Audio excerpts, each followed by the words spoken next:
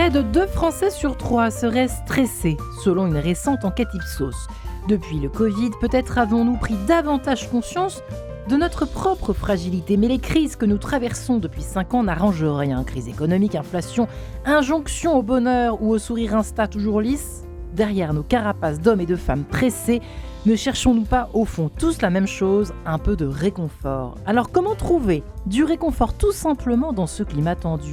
52 minutes pour tenter d'y répondre avec mes 2 invités du jour, qui sont pour commencer Hélène Leuillet. Bonjour Hélène. Bonjour. Ravie de vous recevoir. Marie-Ange. Vous êtes psychanalyste, professeur émérite de philosophie à l'université Paris 4 à Paris, oui, bon, sans doute Paris 4 à la Sorbonne, je voulais dire, pardonnez-moi. Vous avez publié plusieurs ouvrages, on peut mentionner Tu haïras ton prochain comme toi-même, qui était paru en 2017, je crois, L'éloge du retard, pour lequel vous étiez d'ailleurs venu dans cette émission Quête de sens il y a quelques années.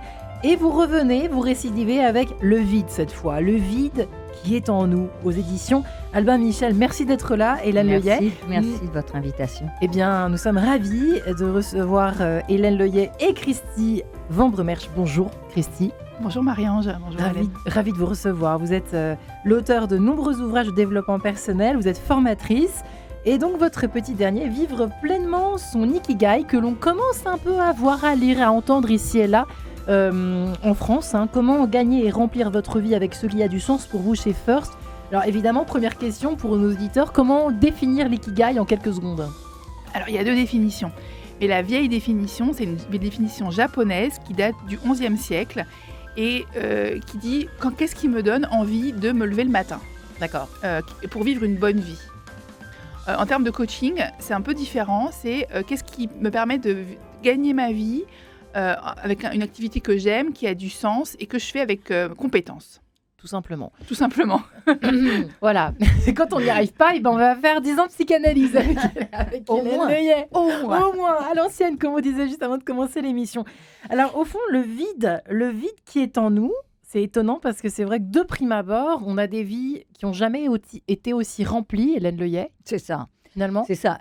Effectivement, il y a quelque chose qui, très certainement, est une des causes de ce stress que vous avez évoqué. 2 Français sur 3, quand même. Ouais. Voilà, 2 Français sur 3, et qui viennent effectivement d'un cercle vicieux dans lequel on se trouve pris, c'est-à-dire, ça ne va pas, donc je remplis, je cherche quelque chose, je dois être heureux, je dois bien travailler, je dois être compétente.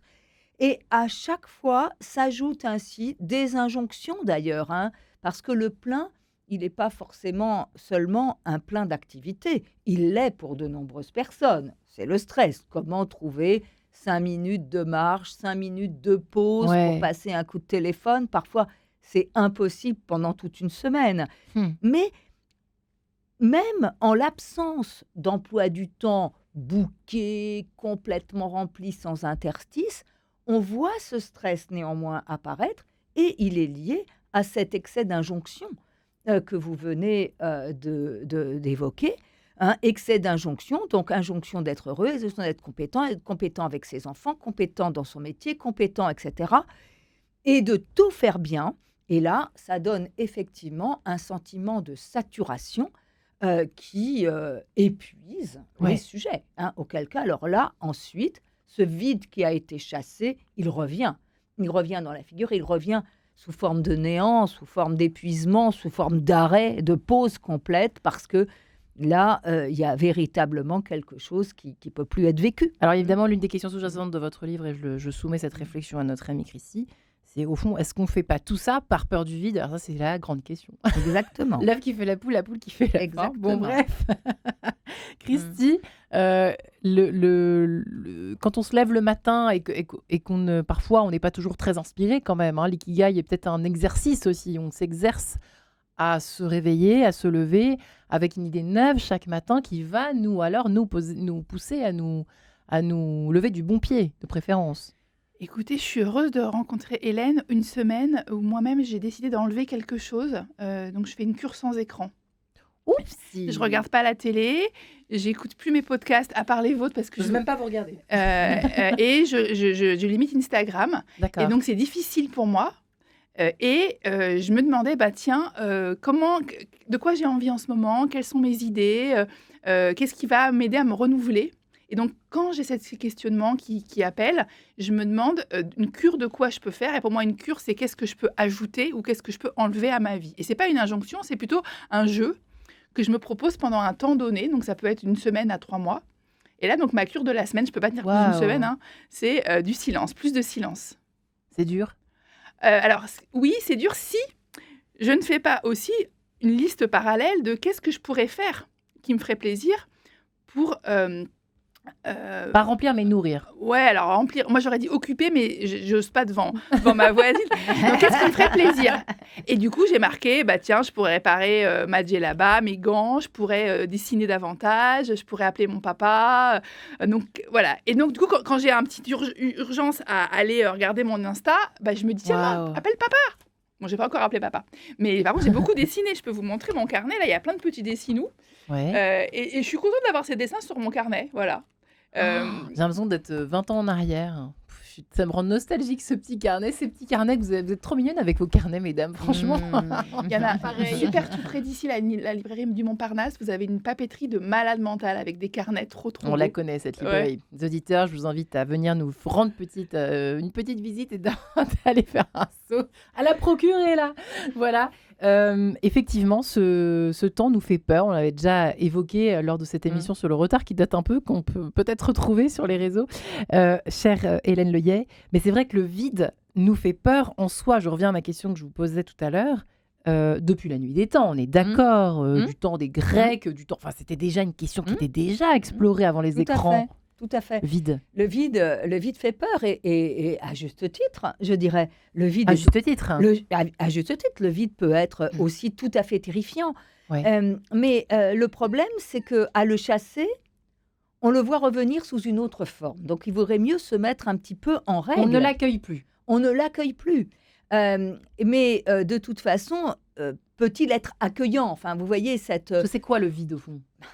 Alors, le vide, c'est le vide. Hein, vous savez, le vide, c'est vide. Donc, attention non plus à pas mettre trop d'adjectifs, mais en tout cas, on sait bien qu'il se décline en divers synonymes qui sont pas tous de la même sorte, hein, comme le néant, l'absence, le Ouais. zéro, la faille, Ouais. l'intervalle, l'interstice. Voilà, ce sont nos modes d'appréhension du vide pour effectivement pas rester dans la tautologie que je disais en m'amusant, le vide est vide. Mais en tout cas, il y a des formes du vide qui sont absolument terrifiantes. Par exemple, une vie vide, des mots vides, des paroles vides, des mots creux, une pensée vide.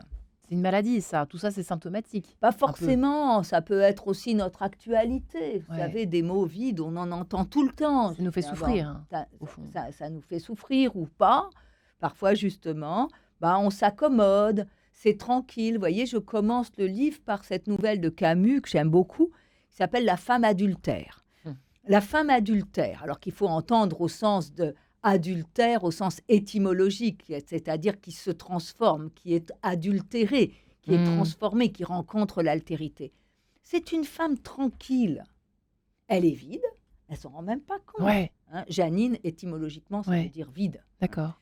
Alors, Camus s'amuse avec le vide. Elle est vide. Elle s'ennuie, elle s'en rend même pas compte. Elle s'ennuie dans son couple.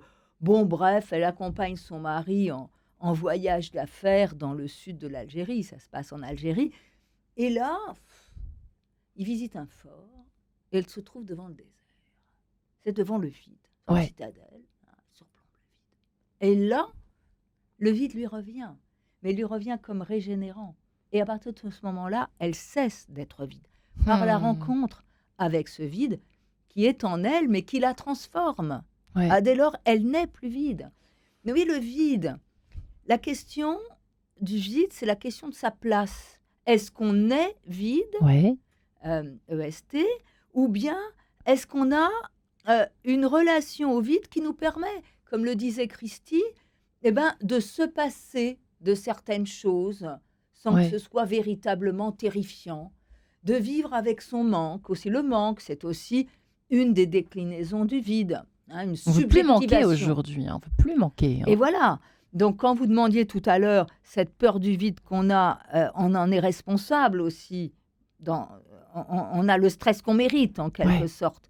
Bah, c'est vrai et c'est faux, parce qu'il y a des gens qui n'ont pas le choix, qui sont pris dans des injonctions qui sont contraignantes, qui viennent de l'extérieur. Mais il y a des gens qui ont le choix et qui, effectivement, se mettent dans la situation par peur de ce vide-là, par peur de sentir cette forme du vide qui est le manque.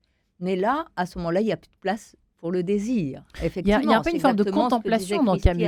Oui, c'est ça. Il y a une sorte de... Là, c'est la beauté du vide, quoi. C'est le désert. Il y a une beauté du vide. Finalement. Effectivement, il y a une beauté, il y a une santé du vide. Vous savez bien, quand on est... Voilà, le trop-plein, je veux dire, il faut une respiration. Donc, il nous faut du vide pour respirer, sinon... Vous voyez, quand on est en vacances, au lieu de regarder, de se contenter, d'admirer un paysage, pourtant, Dieu sait qu'on me le dit dans cette émission tous les jours ou presque. Oui.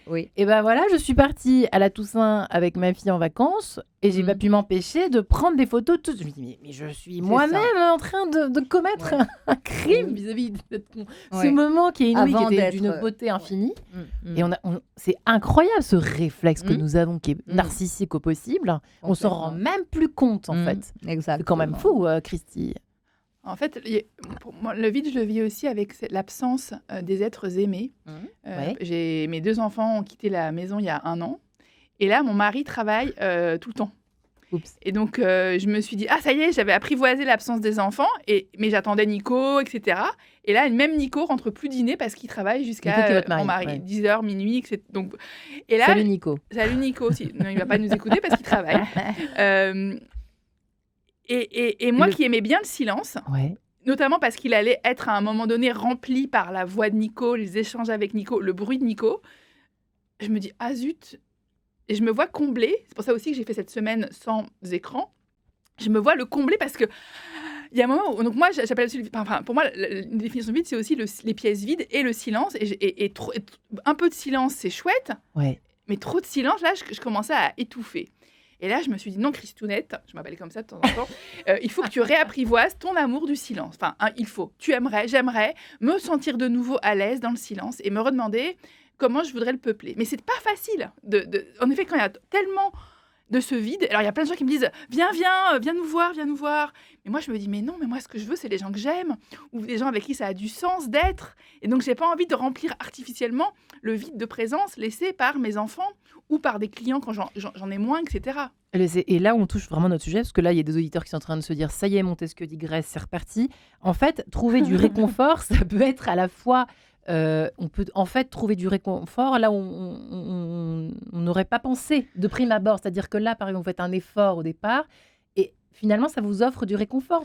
Après le départ de vos enfants, vous avez un sentiment de solitude, etc. Et là, est-ce que, c'est une question, est-ce que vous vous sentez réconforté ? Je ne sais pas si vous avez lu un livre qui s'appelle Un tramway nommé désir, une pièce de Tennessee Williams. Et une des premières phrases de Blanche, de Stella, je sais plus, non, Blanche, elle dit « J'ai toujours trouvé du réconfort dans les étrangers. I have always found comfort in strangers. » Et donc moi, je suis du signe du Scorpion.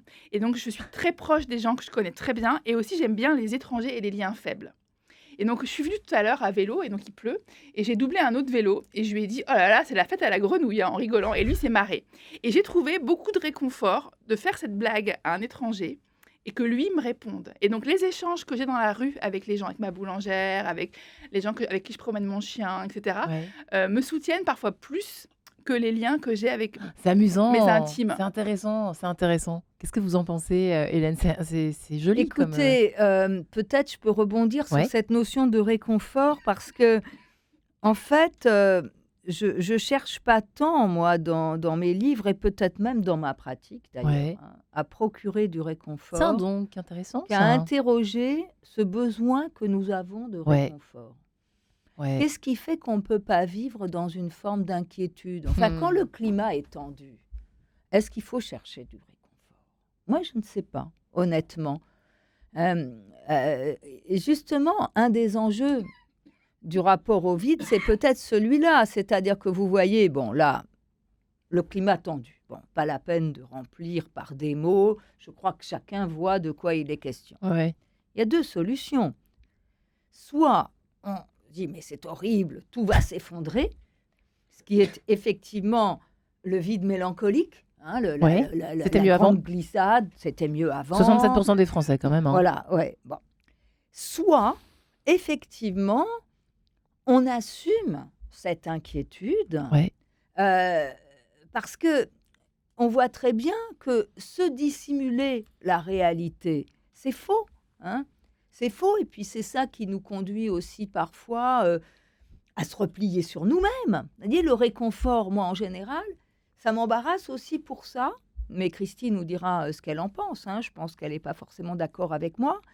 Mais voilà, moi, de mon point de vue, le réconfort souvent a cet inconvénient de faire que les gens se replient sur eux-mêmes, sur leur confort, alors que justement, une des raisons de ce climat tendu et qui nous met au bord effectivement de jours qui nous paraissent très inquiétants, c'est la fragmentation du monde commun.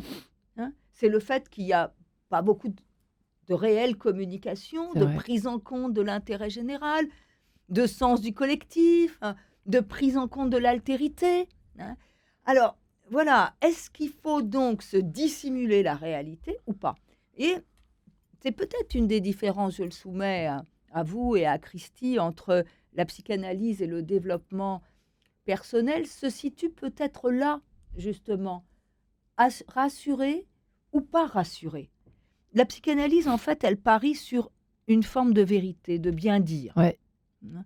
C'est-à-dire, plutôt dire ce qui ne va pas correctement, en parler correctement, essayer de le saisir, plutôt que absolument chercher que ça aille, au moins que ça aille pour soi. Parce qu'on dit souvent, je vais voir un psy pour aller mieux. C'est la phrase qu'on dit tous. Bien sûr, non mais bien entendu, Mais pas tout de une suite. amélioration. Pas tout de suite. Et puis l'amélioration, c'est-à-dire une sorte de sortie de la névrose, c'est pas forcément un réconfort. Ouais, c'est ça. D'abord parce qu'on est passé par des épreuves pas marrantes, hein, la psychanalyse classique, c'est pas rigolo tous les jours. Mhm. Ah, moi je le dis toujours aux patients qui s'engagent. Il y a des jours où ça va tanguer fort. Mhm. Et puis ensuite, ce mieux-être n'est pas forcément un confort. D'ailleurs, je remarque que généralement la sortie de la névrose, elle s'accompagne d'une nouvelle aversion à l'altérité. Un peu comme l'expérience de Janine, mais sans le voyage dans le désert. Parce que cette expérience, on peut la faire aussi en analyse, d'ouverture à l'altérité. Mhm. Et là, eh ben, on voit même des gens qui s'engageaient dans un syndicat, dans la radio, pourquoi pas, Va savoir. dans quelque chose où l'autre a sa place. Il y a l'expérience Gilbert Bécaud, figurez-vous aussi. Un peu d'amour et d'amitié. À tout de Ah suite. ben voilà.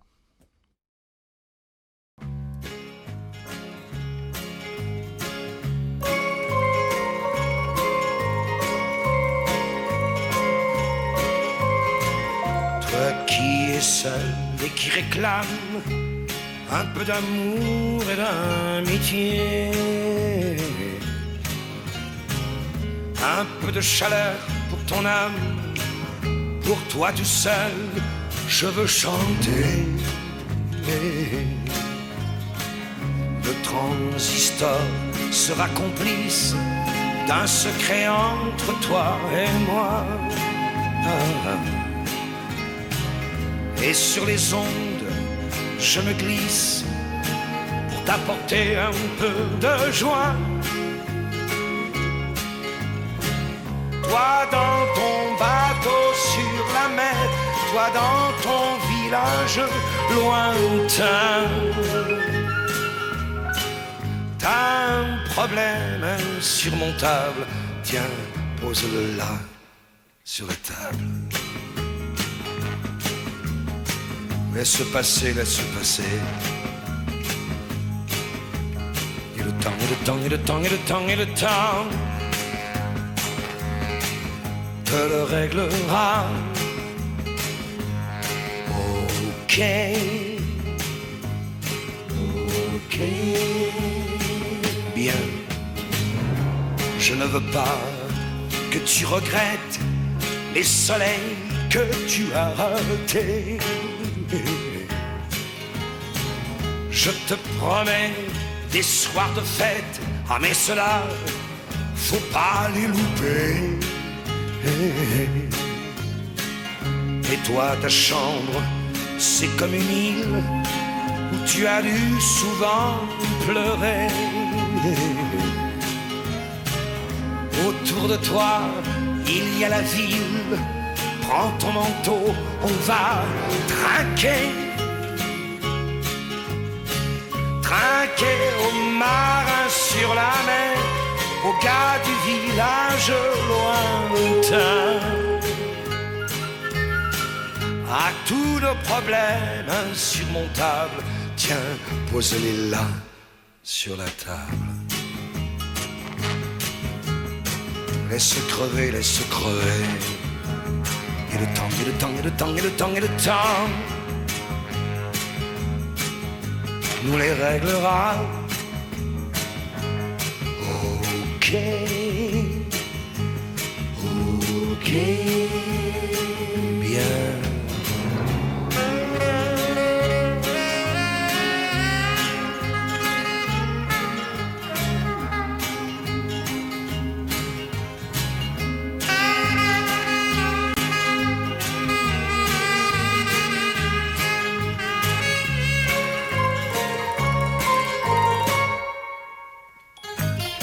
Allez, un peu d'amour et d'amitié sur Radio Notre-Dame et RCF. Comment trouver du réconfort dans ce climat tendu? Est-il bon de chercher du réconfort?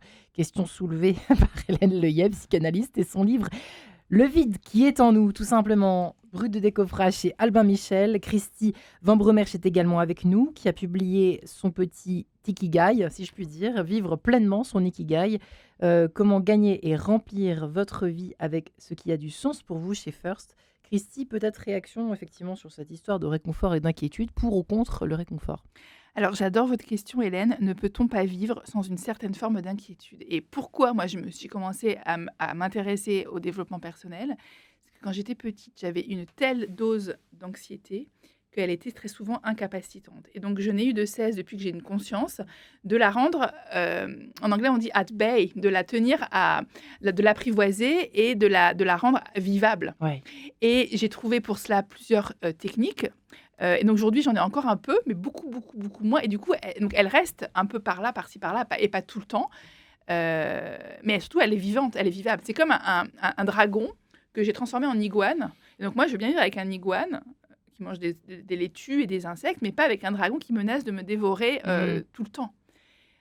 Et alors, pour répondre à votre question de tout à l'heure, qu'est-ce qui me donne envie de me lever le matin? C'est les 3 pages que j'écris chaque matin, où j'écris tout mon glougi-boulga, et notamment, où j'ai vraiment beaucoup, beaucoup parlé. Non, ça fait 14 ans que je les écris, mes 3 pages, c'est des grandes pages. Vous avez de quoi écrire 3 pages par matin? J'écris que des choses, je ne sais même pas ce que j'écris. Ce matin, j'ai préparé l'émission. Qu'est-ce que j'ai envie de dire sur le réconfort? Mais j'ai oublié maintenant ce que j'avais écrit. D'accord. Je pense que je dépose une partie de mon inconscient sur le papier, ou bien aussi des choses qui sont un peu noires, où je dis du mal des gens, mais que je ne dirais pas du coup dans la vraie vie, etc. D'accord. Mes obsessions, mes idées, et puis ce que j'ai à faire dans la journée. Mais c'est une des techniques qui m'a permis de faire vraiment baisser de manière très vivable. Donc, elle me débordait, là, elle est plutôt au niveau des mollets, l'inquiétude, ou moi j'appelle ça l'hyper-anxiété, que je croyais constitutive de ma personne et qui apparemment ne l'est plus, parce que je me sens beaucoup moins inquiète que j'ai pu l'être pendant très longtemps. Vous voulez dire par là que c'est le factuel vous a sauvé en quelque sorte? Le fait d'écrire noir sur blanc les choses telles que vous les voyez, ou telles que qu'elles sont, je pense que c'est vraiment un ensemble de pratiques et d'outils. J'ai un jour dû répondre à la question d'un psy, comment veux-tu occuper ton vide? Waouh. C'était pas Hélène? Non, c'était pas Hélène, c'était une Catherine. Et Catherine Henry Plessier m'avait... Voilà, j'avais une espèce de comment ça s'appelle, j'étais addict relationnel, et elle m'a dit, ça c'est pas possible, tu peux pas empiéter sur la vie des gens, et il faut que tu te disciplines. Donc tu gardes l'amour que tu as, mais tu choisis comment tu l'orientes de manière saine et intelligente. J'ai reçu ma petite fessée, enfin elle avait raison, parce que... Et elle m'a dit, ton amour, tu dois décider comment tu vas l'orienter. Ouais. Et c'est une question qui m'aide énormément. Et donc, l'écriture est une des réponses. Donc, l'écrire mes 3 pages que personne ne lit, écrire mes petits carnets et écrire des bouquins. Donc, j'étais venue la voir quand même, cette Catherine-là, parce que je n'arrivais pas à écrire mes livres. Donc, maintenant, j'arrive à les écrire. D'accord. Et puis, il y a aussi, je fais du yoga, il y a aussi je m'occupe de mes plantes, j'ai mon travail de coach et de formatrice. Donc, tout à coup, je trouve des endroits où dériver tout l'amour que j'ai et remplir de manière... Alors, c'est intéressant. Pardon, je vous coupe. allez-y, faut Excusez-moi. me couper. C'est pas mon style, mais je le fais quand même. Hélène, le fait d'écrire, qu'est-ce qui se passe? Est-ce que c'est... Alors, vous n'allez pas aimer si je vous dis que c'est une forme de ça peut apporter une sorte de réconfort. Qu'est-ce qui se passe dans l'écriture? Ça enlève une part d'anxiété? Oui, très certainement. Je pense que quand on a la nécessité d'écrire, c'est que justement, il y a eu un vide qui s'est présenté à soi dans sa vie et que justement, le vide du langage a apparu être comme une bouée. Vous savez, j'aime beaucoup ces textes de Pétrarque que je cite dans un des chapitres sur le langage, dans mon ignorance et celle de tant d'autres, où il compare le langage à une mer dans laquelle on aurait fait naufrage. Et j'aime beaucoup ça parce qu'effectivement, on est projeté, on est projeté dans le langage en naissant. Il faut bien s'en débrouiller. Vous voyez, cette détresse des petits bébés qui, effectivement, peuvent être très anxieux, très angoissés même d'ailleurs. Vous savez, les pleurs des bébés à la tombée de la nuit, quand la lumière change. Il y a cette angoisse d'être projeté avec plus des parents qui, alors même que le bébé vient naître, disent « Mais qu'est-ce que t'as ? Mais qu'est-ce que t'as ? Mais réponds-nous !» Un bébé à 8 jours. Et donc, on est projeté là-dedans, dans cette mer de langage dans laquelle on fait naufrage, mais dans laquelle seuls les mots peuvent être des bouées. Et je crois qu'on est certains, effectivement, à vivre avec cette nécessité d'écrire, à avoir attrapé ça. Enfin, moi, je crois que je me souviens tout à fait d'avoir attrapé la lettre comme vraiment une bouée, quoi, comme une planche de salut, littéralement. Et ça, après, ça quitte pas. Ça quitte pas toute la vie. Et on est peut-être des gens un peu bizarres qui avons besoin d'écrire impérieusement pour se retrouver et pour donner aussi une voix. Je pense à son inquiétude, puisque, après tout, Christy, vous ne l'avez pas supprimée, votre anxiété. Non. Simplement, elle est plus incapacitante. Et l'écriture, je pense, c'est effectivement un moyen de faire avec ce vide-là, parce que c'est le vide du langage. Après tout, qu'est-ce qu'on fait quand on aligne des mots les uns après les autres? Les choses ne sont pas là. De quoi parle-t-on? Et puis, on parle à d'autres qui doivent recevoir, interpréter, comprendre, pas comprendre, riposter, être d'accord, pas d'accord, bref. C'est un univers de langage dans lequel les choses s'absentent en même temps qu'on les nomme. Et voilà en quoi c'est ça. On essaie la magie de l'écriture. Moi, je trouve que c'est le plus beau chapitre de votre livre, justement, je te dirais des mots creux. Effectivement, vous décryptez, vous analysez, vous scrutez de près tout ce qu'on peut dire autour aujourd'hui du langage. Bien souvent, notre condition langagière produit des effets plus prosaïquement consternants, car alors que tant bien que mal nous tentons de dire quelque chose qui ait du sens, qui soit doté de sons pesant de vérité et de gravité, une parole pleine, pour reprendre l'expression de Lacan, soudainement le creux se saisit de la parole, faisant apparaître la bêtise, l'ignorance, la vacuité. Pourquoi ? Pourquoi Pourquoi on est comme ça ? Il y a plusieurs raisons. D'abord, et c'est une des raisons que j'allègue, si on ne nous entend pas, si on ne nous comprend pas, si on ferme ses oreilles, vous savez, on a tous cette expérience d'essayer de dire quelque chose le plus sincèrement possible, même dans la vie personnelle. Et puis, là, l'autre, c'est-à-dire qu'on n'a rien compris. Le mot sonne creux. Un des faits générateurs de livres que j'ai écrits, c'est que quand j'ai commencé à ressentir les premiers symptômes de la ménopause, donc notamment j'avais des crises de colère énormes. Et j'ai voulu m'en excuser auprès de mon mari, donc qui est un homme, et de mes filles qui en avaient 21 et 20 ans, ou 19 ans. Et j'ai reçu des regards vides et aucune empathie. Et là, je me suis dit, mais comment les personnes que j'aime le plus au monde peuvent rester sourdes et insensibles à ce que je leur confie avec humilité et amour. Et ça m'a tellement étonnée, blessée, sidérée, que d'abord j'ai trouvé des copines avec qui je pouvais en parler, mais aussi que j'ai pris la plume pour dire, les filles de mon âge, avant, après, vous n'êtes pas seules. On est plusieurs à ressentir ça, donc des symptômes inconnus qui sont sidérants, qui sont bizarres, et cette incompréhension autour de nous. Et donc, comprenons-nous mutuellement. Et j'ai essayé de décrypter aussi un peu ce qui se passait en moi et autour de moi parce que je trouvais que c'était dingue de me sentir tout d'un coup coupée des personnes dont j'étais le plus Ouais. proche. Parce qu'on s'écoute plus dans les familles. Et si, bien sûr que si, mais en fait, mon mari, il n'aura jamais ce truc-là. Et mes filles, à 20 ans, t'as pas du tout envie qu'on te Oui, dise, je salut, crois un que- jour, tu Ouais. Le vide, Tu vas plus saigner. vide, c'est aussi l'expérience de la séparation. Ouais. C'est-à-dire que justement, ce vide qu'on rencontre parfois parce qu'on dit des choses à d'autres qui ne peuvent pas saisir, Ouais. c'est aussi une expérience qui nous construit comme sujet. Ouais. Parce que ça nous rappelle que, quelle que soit notre tendance à nous coller à certaines personnes, à adhérer, on a bien envie de temps en temps d'y croire, allez, ça colle. Eh bien, non. Non. Ça dure en fait, pas. non. Ça dure Voilà. pas. Mais On ça nous nous rappelle- construit. Ça on nous est- construit. Exactement, ça nous construit. Parce que c'est quand même la vérité. Parce qu'on va mourir seul.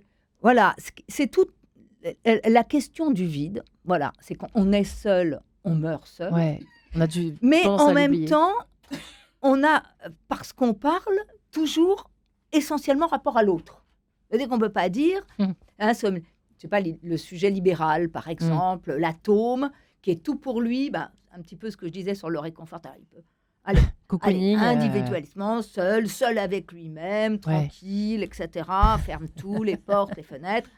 Mais non, c'est pas possible, parce que dès qu'on parle, on a rapport à l'autre. C'est-à-dire, on est seul, mais dans un univers de langage avec d'autres qui nous posent des questions, auxquelles on répond, avec qui on est en interaction. Et puis, on meurt seul, mais si possible, accompagné quand même. Voilà. Donc, il y a toujours cette séparation, bien sûr. On est des êtres séparés. Et puis, on ne doit pas... On doit pas trop coller, quoi. Et Ouais. il faut pas que ça colle trop. Après tout, l'interdit de l'inceste, c'est bien ça que ça dit. On est séparés. On colle pas. Voilà. Et on doit respecter aussi le vide qui est en l'autre. Je dis le vide qui est en nous, mais le vide qui est en l'autre. Et puis, l'inquiétude c'est l'inquiétude est vraiment je sais pas, le stress, on va dire, parce que c'est le terme qui est employé depuis des années, peut-être depuis les années 80, je sais pas, je me rends pas compte. C'est très c'est un mal contemporain, mesdames, le stress, parce que l'inquiétude, j'imagine que nos anciens étaient inquiets. Vous Enfin, avez... pour oui, certains. oui, bien sûr, bien sûr. Vous voulez commencer, Christy? Allez-y, Vous voulez Christy, comme vous voulez. allez-y. Je voyais, j'ai vu que vous vouliez répondre. Moi, ce que je vois, c'est un peu la course à l'échalote.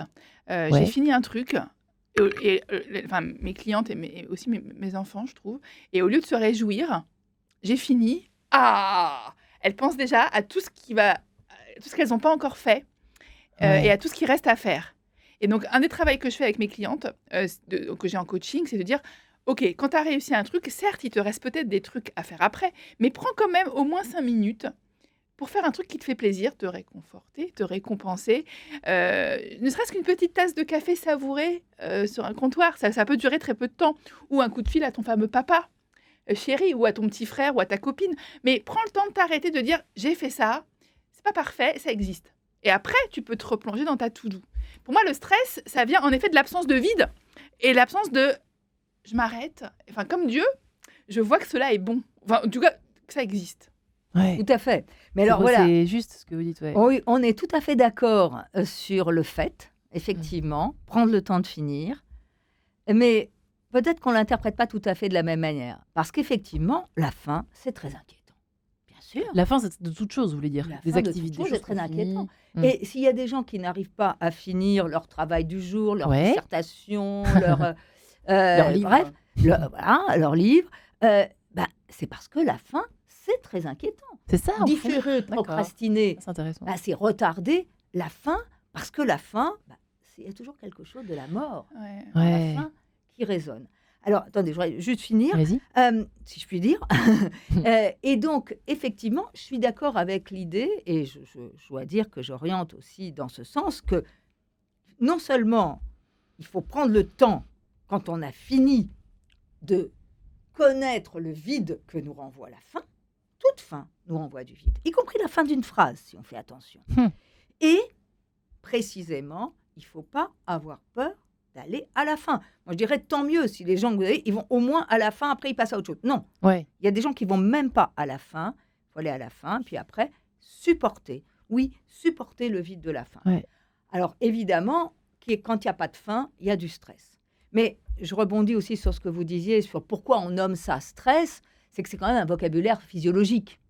Et qu'aujourd'hui, on est effectivement dans une ambiance intellectuelle, discursive, où c'est le physiologique qui vient faire argument d'autorité. S'il y a quelque chose dans le corps, alors on La est rassuré. psychiatrisation. Voilà, c'est un peu la psychiatrisation. Le stress, c'est fabriqué par le cortisol, et c'est une réaction de l'organisme à un excès d'activité qui se fait sentir par une certaine tension corporelle et d'autres signes corporels. Mais bien évidemment, auparavant, il y avait aussi un vocabulaire psychique qui peut-être nous permettait un plus grand nuancier. Oui. Il y a l'inquiétude, il y a l'anxiété, il y a l'angoisse, il y a On le nommait stress au fond aussi. Voilà, on nommait et on distinguait le stress de l'anxiété. Si on doit passer un examen, c'est sûr qu'il y a un stress parce qu'il faut se mobiliser, il faut mobiliser ses ressources. L'inquiétude, c'est autre chose. L'anxiété, c'est encore autre chose. L'angoisse, c'est encore autre chose. Voilà, et aujourd'hui, on mêle tout un peu sous le même vocable. Alors, que dire du retard ? Eh bien, nous sommes en train, malheureusement, de l'expérimenter dans cette émission. Happy, tout de suite, avec Pharrell Williams. Et on se dit à tout de suite dans quelques minutes.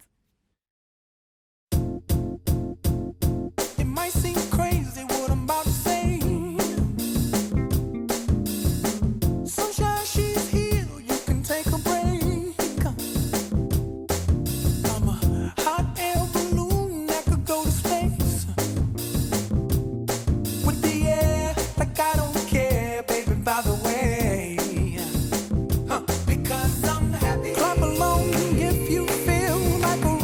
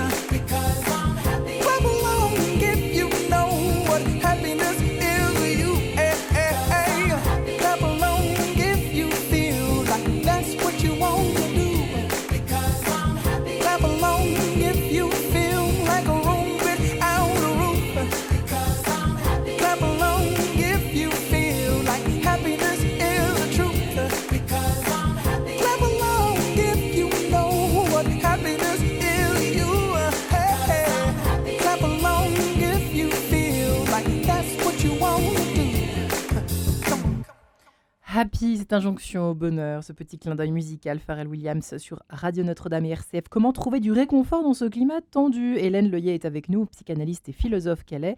Son dernier ouvrage, Le vide qui est en nous, chez Albin Michel. Christy Van Bremersch est également avec nous, elle qui a publié le 5 minutes pour trouver son Ikigai, mon petit journal pour vivre ce qui me passionne. Mais le petit dernier, c'est pas ça, c'est vivre tout simplement pleinement son Ikigai, n'est-ce pas Christy? Yes. Voilà, comment gagner et remplir votre vie avec ce qui a du sens pour vous.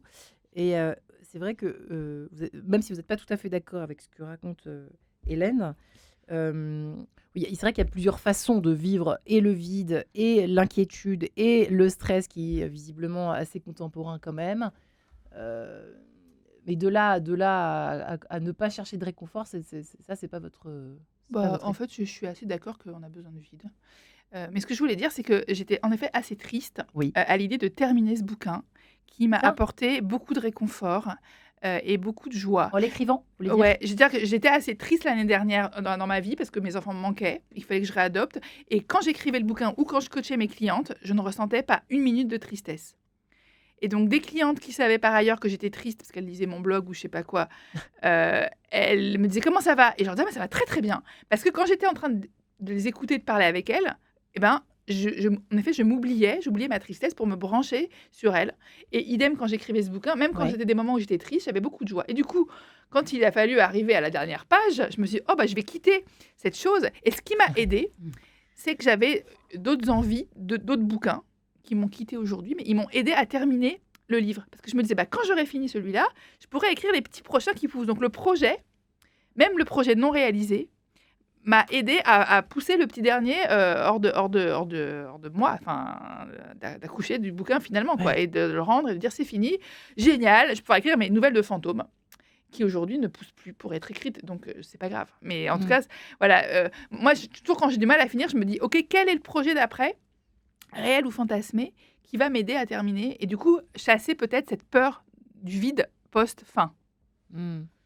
Ouais. Donc je trouve du réconfort, même si c'est factice, puisque parfois je n'agis pas sur le projet suivant. C'est toujours mieux que de se noyer dans une série, dans plusieurs séries que l'on bouffe, que l'on avale de nuit en nuit. Alors N'est-ce pas? je fais pas ça. C'est toujours mieux que de pas finir, moi je dirais plutôt.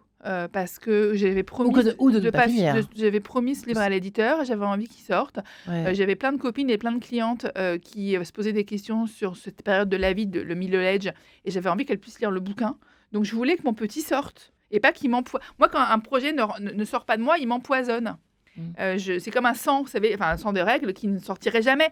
Et il y a un jour où il fallait qu'il sorte. Donc ça m'a aidé à l'expulser. Le fait de ne pas avoir de projet, Hélène Leuillet, au fond, quand on entend beaucoup nos contemporaines qui parlent de charge mentale, de subir, ça c'est juste l'horreur de tomber là-dedans, on est d'accord, Oui, c'est le tout à syndrome, fait. Oui, oui. la malédiction, quoi. Oui, bien sûr. Il est vrai que même on entend cette injonction parfois pour procurer du réconfort, de dire il faut vivre au présent, Oui. vivre au présent. Ouais. Bon, c'est quasiment impossible. D'ailleurs, les sagesses qui l'ont proposé assortissaient ça de toute une série d'exercices parce que ça ne va pas de soi. C'est toujours un travail. Mais de plus, quand ça se fait spontanément, c'est qu'en général, comme on dit, on a le nez dans le guidon. C'est-à-dire on est tellement pris par l'agenda, la to-do list, etc., qu'il est impossible de voir au-delà du lendemain. Et encore, l'heure qui vient, déjà, c'est un challenge. Et donc, il est sûr qu'en vérité, un rapport à peu près correct au temps, c'est le présent. Mais ce présent, il est toujours pris dans le passé. Voyez à quel point les souvenirs du passé nous viennent au présent.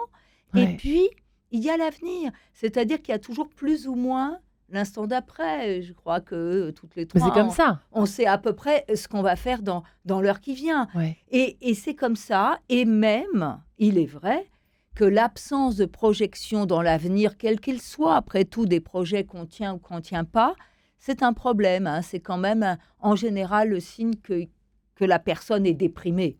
Parce que sinon, il y a du désir pour ça. l'avenir. C'est ce que j'ai vécu l'an dernier. J'avais 0 projet dans Mais y a pas l'avenir. de- Je ça, vivais enfin, que dans le présent. J'en ai noyé. Et on me disait, mais c'est génial de vivre dans le présent, c'est super.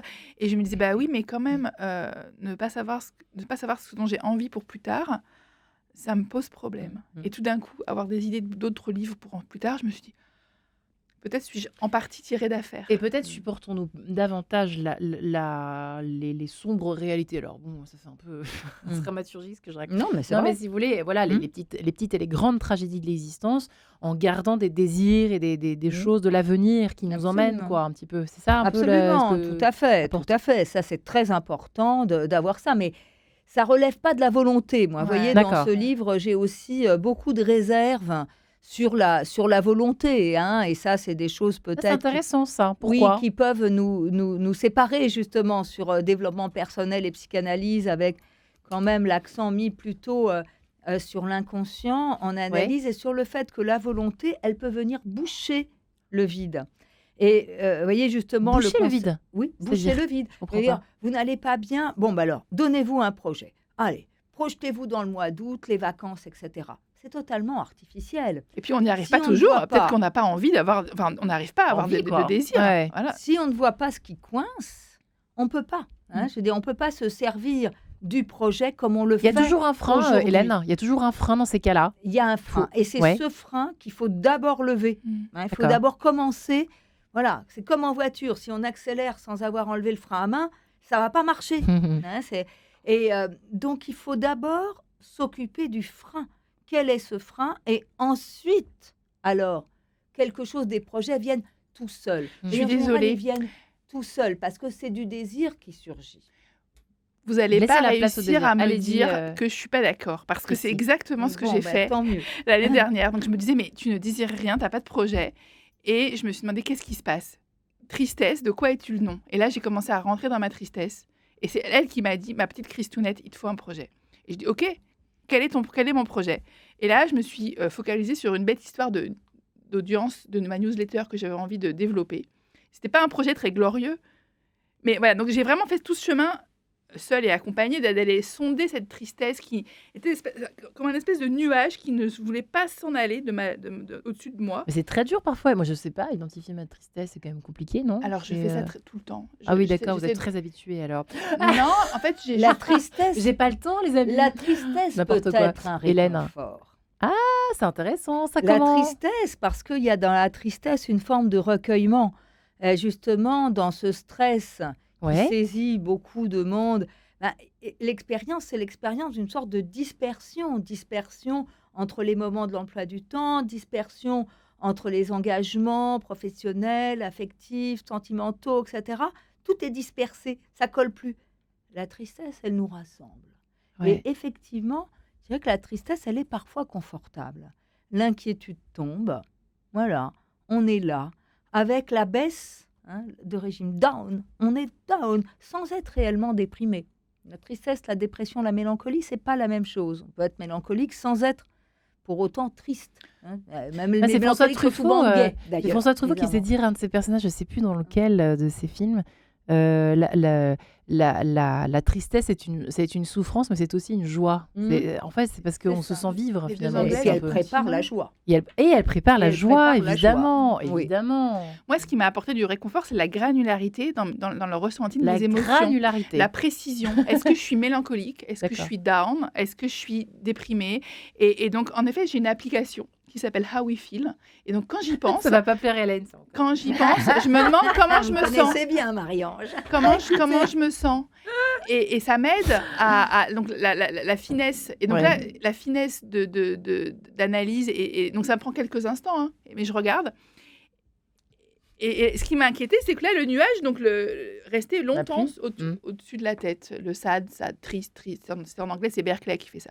D'accord. Mais donc voilà, c'est mettre de la finesse sur quel style de tristesse j'ai ou quel style de joie j'ai. Parce qu'il y a aussi la précision dans la joie, dans la peur, dans la colère. Mais quelle est la précision? Et éventuellement, qu'est-ce que je peux faire une fois que je sais ce que je ressens? J'ai trouvé du réconfort et puis une possibilité de nouveau d'avancer et de me projeter. Mais c'est pas de la fausse sécurité. Vous parlez de la fausse sécurité dans votre livre. C'est la vraie sécurité. On en a plein là, des fausses sécurités, des choses qui nous rassurent pas du tout. On croit que ça nous rassure, c'est comme du bonbon, quoi. Je pense que c'est un peu ce que vous disiez, Ouais. le vide, enfin le remplissage, C'est ça. ou bien dire ça va alors que ça va pas. It's gonna be, c'est la phrase que je déteste, c'est it's gonna be alright. Tout va aller bien, mais non, pas tout. Ouais. Certaines choses vont aller C'est de la bien. paresse, Hélène. On est paresseux Oui. au fond. Oh, un petit peu. oui, enfin, il y a une paresse, mais il y a plusieurs choses. Bon, Ouais. parfois, dire que ça va alors que ça va pas, c'est une politesse aussi. C'est la distinction du privé et du public. Et ça, je dois dire, c'est aussi parfois une forme de séparation avec l'autre, justement. On va pas raconter à nos collègues qu'on s'est engueulé avec son conjoint le matin avant de venir au travail. Je veux dire, bon, ça se fait pas. Il y a une différence du public et du privé. Mais il y a aussi, effectivement, une fainéantise. C'est vrai que feignant, néant, vous voyez, c'est un... Voilà, il y a quelque chose... Fainéant, j'avais Oui, jamais fait le lien. il y a une... Vive les et psychanalystes. J'aurais dit un autre Et- mot, moi, c'est une incapacité à reconnaître l'émotion en soi. On n'a pas été élevé, on n'a pas le vocabulaire. Enfin, tout le monde n'a pas ce vocabulaire de Éducation finesse. et flemme. Éducation et flemme. L'éducation peut rendre flemmard, d'ailleurs, parce que quand on dit trop à quelqu'un « tu es ceci », on Ouais. lui dit « tu n'as plus à t'interroger ». Et là, aujourd'hui, il y a quelque chose, effectivement, dans notre ambiance. Vous voyez, vous parliez des projets. Moi, je suis frappée comment on demande très jeune aux enfants de faire des projets. À un moment où c'est pas le temps, il faut qu'ils soient d'abord dans le vide, qu'ils laissent le désir advenir et on les assigne trop. On voit beaucoup, Ouais. je vais te dire qui tu es ceci, tu es cela. Et ça rend feignant parce que ça ferme toute interrogation Ouais. du sujet sur lui-même. Il y a un temps, déjà à l'adolescence, et puis après ça peut continuer dans la vie, pour se demander mais qui suis-je ? Qui suis-je ? Avant de demander de quoi est-ce que j'ai envie. Ouais. Qui suis-je ? Et ça, quand cette question-là peut émerger, on peut dire que la fainéantise et la paresse qui va avec, c'est pas exactement la même chose, mais Ouais. l'une entraîne l'autre, ça peut disparaître. Ouais. Même parce que la paresse, elle consiste aussi à regarder passer sa vie sans se sentir vraiment concerné par elle. Et moi, je trouve qu'il y a beaucoup de gens aujourd'hui qui sont en mode robot. Oui. Et donc là, il n'y a pas d'interrogation. Mais ça crée évidemment, au bout d'un moment, une grande souffrance. La suite au prochain épisode. Merci Hélène Leuillet. Marie-Ange. le vide qui est en nous à découvrir d'urgence chez Albin Michel. Merci beaucoup. Et Christy Van Bremerch, merci également Avec Christy. plaisir. Et votre vivre pleinement son Ikigai chez First. Merci infiniment mesdames. Bonne soirée à tous. Et beaucoup de recettes finalement pour se remonter le moral. Pas se réconforter, se remonter le moral j'espère. Allez, bonne soirée à tous.